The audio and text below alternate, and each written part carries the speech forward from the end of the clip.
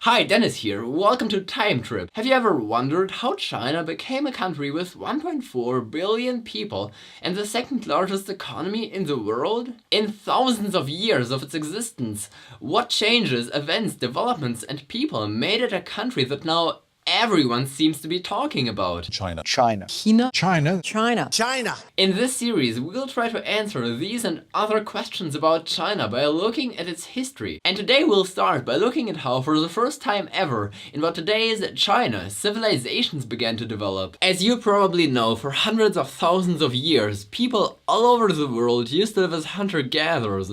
Until about 10,000 years ago, they began to domesticate animals and plants and to start living in settlements. A process called the agricultural revolution. It happened in several places and China was one of them. One unique thing about China is that it developed from two different agricultural revolutions that happened around two neighboring river systems. One agricultural revolution happened in the north around the Yellow River, where people began to grow millet, and one happened around the Yangtze River in the south, where people began to grow rice. These two areas were different, but within each area, people lived around the same river under similar conditions, and this allowed innovations and ideas to spread rapidly. All of these early societies developed within a huge but isolated area. In the east, there's the Pacific Ocean. In the north, the Mongolian Plateau and Siberia. In the west, there's the West Tibetan Plateau and the Himalayas. And also deserts, which are great for wallpapers, but are bad for, staying alive.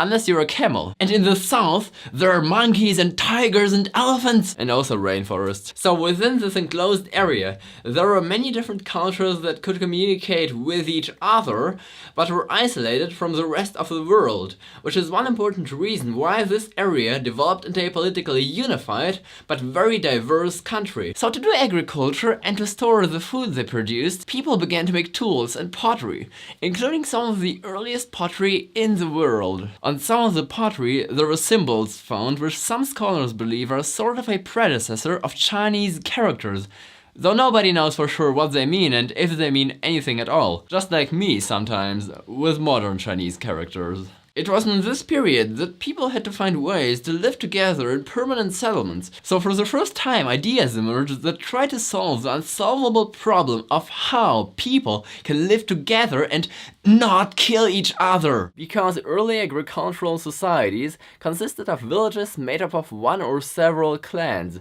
Ideas and practices focused on how members of the clan could live together in permanent harmony. One such practice was ancestor worship. The entire clan would see itself as originating from a common ancestor and would make sacrifices to him. Ancestor worship is closely linked to the idea of filial piety, 孝顺, which probably also emerged in this period, since it already was a well-developed concept by the time writing appeared. While in other cultures, there is usually also some tradition of respecting your parents, the Chinese concept of filial piety means much more than that. For example, imagine you see your mother and your child about to be crushed by a train, and you have only the time to save one of them. Who would you save? Just for a second, pause this video and write in the comments whom you'd save and which country you're from.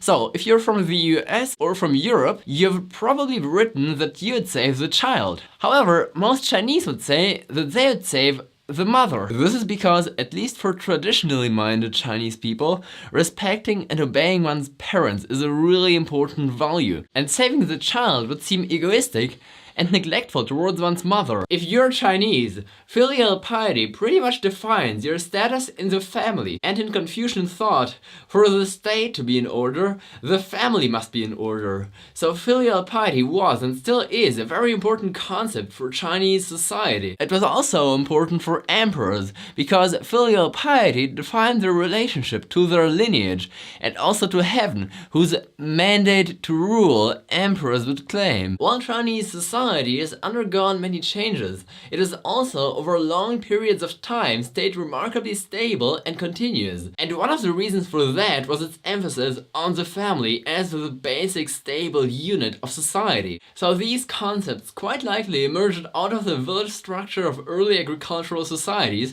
and would later become formulated and systematized by Confucianism and to a lesser extent other schools of philosophy in China. As agriculture developed, people became able to amass a surplus, societies became stratified, and some people didn't have to do farming anymore, let alone hunting and gathering. This means that they could do something else instead, like go to war.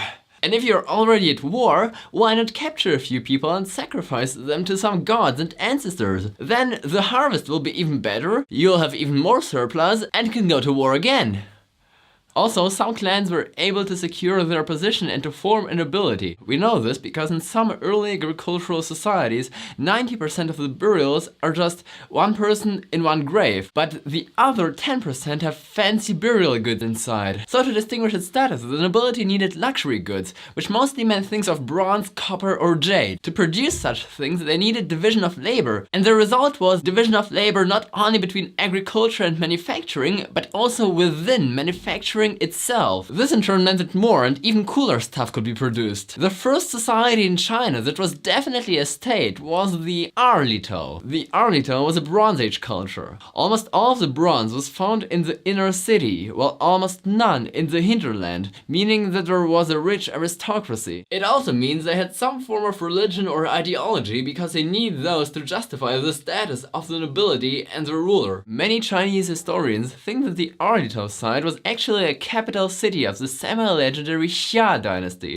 The Xia dynasty is only mentioned in texts written long after its supposed existence. They say that it was founded by the legendary hero Yu after he had tamed a big flood at the Yellow River. Though this is a legend, there actually was one of the biggest floods in record around the period when the Arlito culture began, and some historians see this as evidence that the Arlito really was the Xia dynasty. In this case, the Xia dynasty would be the first Chinese dynasty. But whether or not it was the first Chinese dynasty, it definitely wasn't the last one, and we'll talk a lot more about them in this series. So if you want to see more videos about Chinese history, subscribe to our channel. And if you want to help us make more videos, you can do this on the crowdfunding website Patreon. Thank you for watching Time Trip, don't forget to subscribe, and I hope to see you again.